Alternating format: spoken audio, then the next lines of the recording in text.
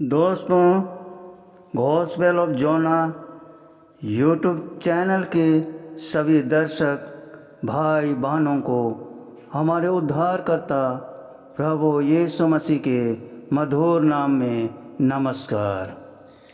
आइए आज हम अधर्मी न्यायाधीश और हठधर्मी विधवा के दृष्टांत का अध्ययन करेंगे। एक दिन प्रभु यीशु मसीह लोगों को प्रार्थना के संबंध में शिक्षा दे रहे थे और उन्होंने कहा कि हिम्मत हारे बिना निरंतर प्रार्थना करना चाहिए। प्रार्थना विश्वासियों के लिए विशेष महत्वपूर्ण है क्योंकि इसके द्वारा बहुत बार परमेश्वर के निर्णय बदल जाते हैं।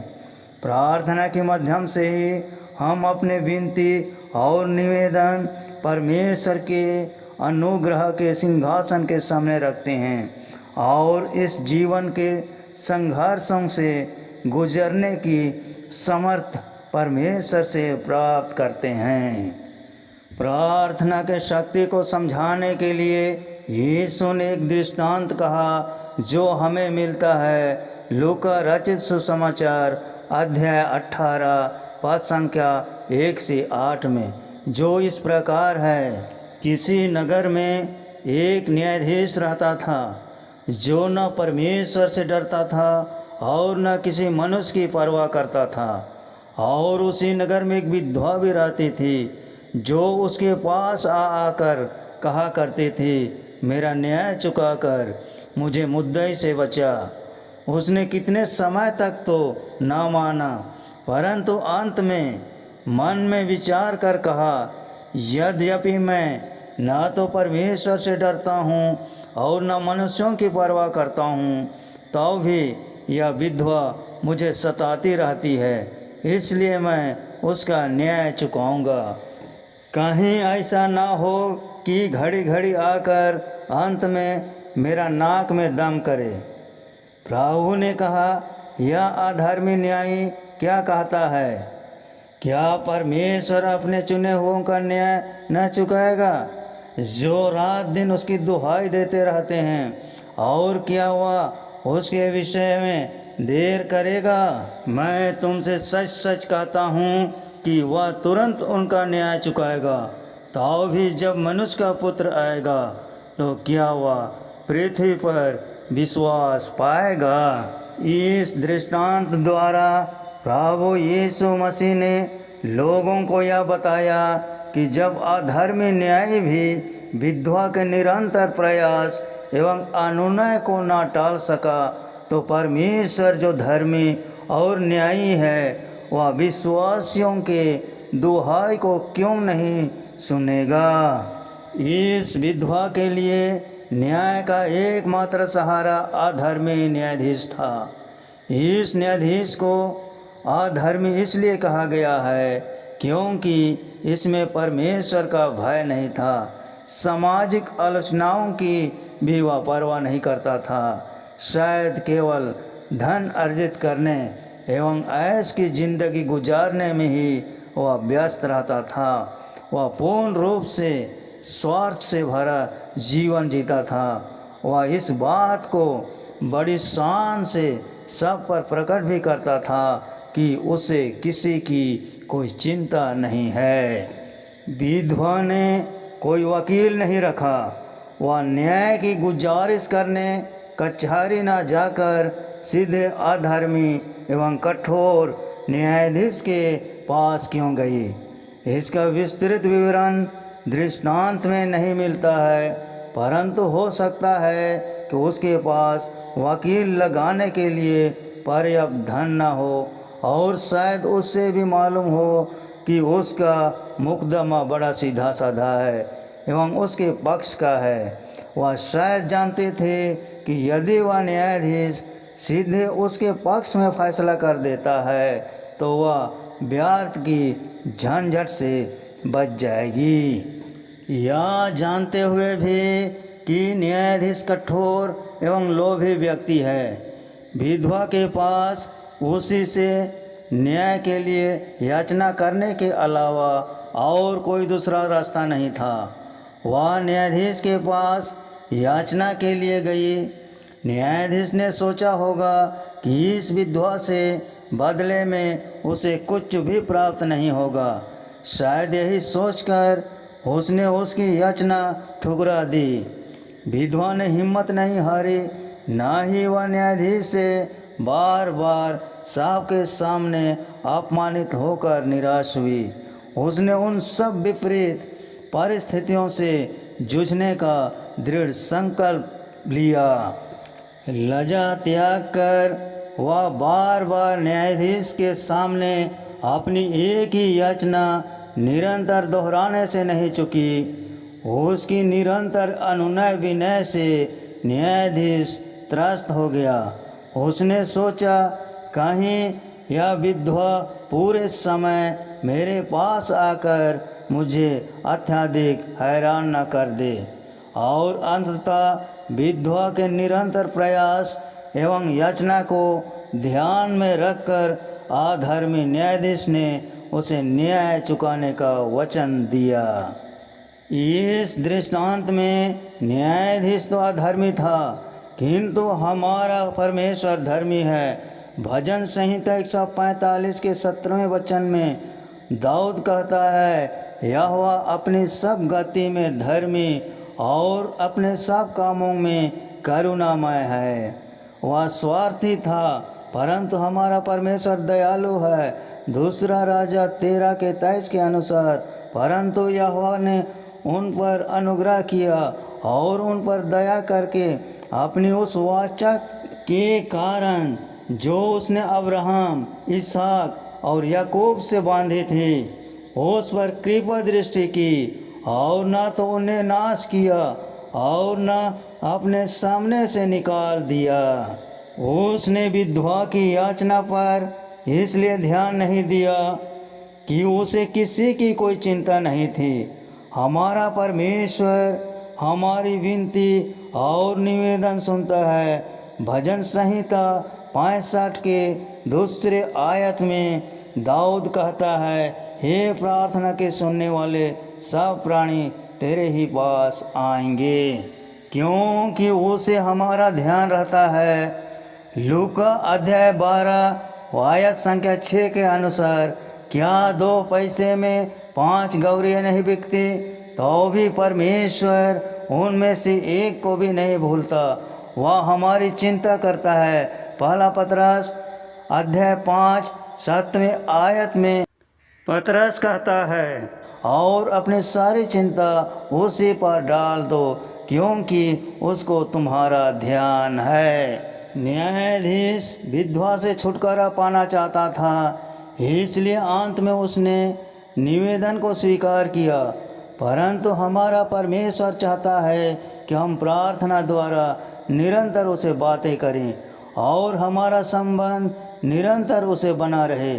न्यायाधीश विधवा की दुहाई सुनना नहीं चाहता था, परंतु परमेश्वर हमेशा हर वक्त अपने भक्तों की दुहाई सुनता है। दृष्टांत में आगे लिखा है, सो क्या परमेश्वर अपने चुने हुओं का न्याय नहीं चुकाएगा, जो रात दिन उसकी दुहाई देते रहते हैं? और क्या वह उनके विषय में देर करेगा? इस प्रश्न से प्रभु यीशु मसीह का मतलब था कि जब अधर्मी न्यायाधीश विधवा के निरंतर किए जाने वाले प्रतिवेदन को नहीं ठुकरा सका, तो परमेश्वर जो धर्मी, न्यायी, अनुग्रहकारी और दयालु है, अपने भक्तों की प्रार्थना को अवश्य ही सुनेगा। वह विलम्ब से क्रोध करने वाला परमेश्वर है, जैसा कि पुराने नियम की किताब नाहूम अध्याय 1 वचन संख्या 3 में पवित्र वचन कहता है, यहोवा विलम्ब से क्रोध करने वाला और बड़ा शक्तिमान है। वह दोषी को किसी प्रकार से निर्दोष न ठहराएगा। यहोवा बवंडर और आंधी में होकर चलता है और बादल उसकी पाँवों की धूलि है। परंतु इसका अर्थ यह नहीं कि सभी प्रार्थनाओं का उत्तर हमें तत्काल मिले, क्योंकि बहुत बार परमेश्वर हमारे विश्वास एवं धीरज को परखने के लिए भी देर करता है, परंतु यह उसकी प्रतिज्ञा है कि वह भक्तों की दुहाई सुनेगा और उसके न्याय के संबंध में देर नहीं करेगा। परमेश्वर चाहता है कि उसके भक्त निरंतर उसे प्रार्थना करें, जैसा कि कुलोसी अध्याय 4 वचन संख्या 2 में पौलुस प्रेरित कहता है, प्रार्थना में लगे रहो और धन्यवाद के साथ उसमें जागृत रहो। उसकी प्रतिज्ञा है कि मांगो तो दिया जाएगा, ढूंढो तो पाओगे, खटखटाओ तो तेरे लिए खोला जाएगा, जो हम मत्ती 7:7 में पाते हैं। तो भी जब मनुष्य का पुत्र आएगा तो क्या वह पृथ्वी पर विश्वास पाएगा। इन पंक्तियों से प्रभु यीशु ने अंतिम न्याय एवं अपने दूसरे आगमन को प्रकट किया। उसने बताया कि निश्चित है कि एक दिन वह जीवितों और मरे हुओं का न्याय करने को पुनः पृथ्वी पर आएगा। प्रेरित क्रिया अध्याय 10 पद संख्या 42 में पवित्र वचन कहता है, और उसने हमें आज्ञा दी कि लोगों में प्रचार करो और गवाही दो कि यह वही है जिसे परमेश्वर ने जीवितों और मरे हुओं का न्यायी ठहराया। उस दिन और उस समय को परमेश्वर अपनी योजना के अनुसार निर्धारित करेगा, परंतु इस बात का प्रार्थना से यह संबंध है कि परमेश्वर के भक्त निरंतर प्रार्थना द्वारा विश्वास में स्थिर रहे। पहला कुरिन्थियों के पत्री अध्याय 16 वचन संख्या 13 में पौलुस प्रेरित कहता है, जगते रहो, विश्वास में स्थिर रहो, पुरुषार्थ करो और बलवंत हो। विधवा की विषम परिस्थिति, उसकी निरंतर याचना और अंतिम विजय निरंतर प्रार्थना करने वाले मसीही भाई बहनों के स्वरूप का प्रतिनिधित्व करती है। पूर्व काल से ही विश्वास की गवाही के द्वारा मसीही भाई बहनों पर सताव आते रहे हैं और भविष्य में भी आते रहेंगे। दूसरा तीमुथियुस अध्याय 3:12 के अनुसार, पर जितने मसीह यीशु में भक्ति के साथ जीवन बिताना चाहेंगे वे सब सताए जाएंगे। संसार के अधर्मी हाकिम एवं अधिकारी विश्वासियों पर अंधेर एवं अत्याचार करेंगे और विश्वासी भाई बहनों के पास प्रार्थना के द्वारा परमेश्वर को न्याय के लिए पुकारने के अलावा और कोई दूसरा रास्ता नहीं रहेगा। फिर भले ही प्रभु यीशु मसीह के दूसरे आगमन में कितना ही विलंब क्यों न हो, किंतु निरंतर प्रार्थना करने वाले मसीही भाई बहन ही विश्वास में स्थिर रह सकेंगे और एक दिन निश्चित रूप से ऐसे भाई बहन विजयी होंगे। इस दृष्टांत से हम सांसारिक और आत्मिक दोनों प्रकार के शिक्षा प्राप्त कर सकते हैं। विधवा के पास न्याय के लिए याचना करने के प्रयास के अलावा कोई दूसरा उपाय नहीं था। उसने इस प्रयास में कोई कसर नहीं छोड़ी। निराश होकर या हिम्मत हार कर यदि वह प्रयास करना छोड़कर घर बैठकर रोती रहती तो उसे शायद कभी भी न्याय नहीं मिलता। वह रोज रोज न्यायाधीश के समक्ष जाती रही। इससे हम यह शिक्षा प्राप्त कर सकते हैं कि प्रार्थना के साथ प्रयास आवश्यक है, जैसा कि रोमी अध्याय 12 के 12वें पद में पवित्र वचन कहता है, आशा में आनंदित रहो, क्लेश में स्थिर रहो, प्रार्थना में नित्य लगे रहो।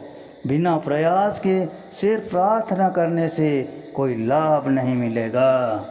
हमें निरंतर प्रार्थना करना है एवं प्रार्थना का प्रत्युत्तर बनने का निरंतर प्रयास करना है, तभी हमारे प्रयासों को परमेश्वर आशीषित करते हैं।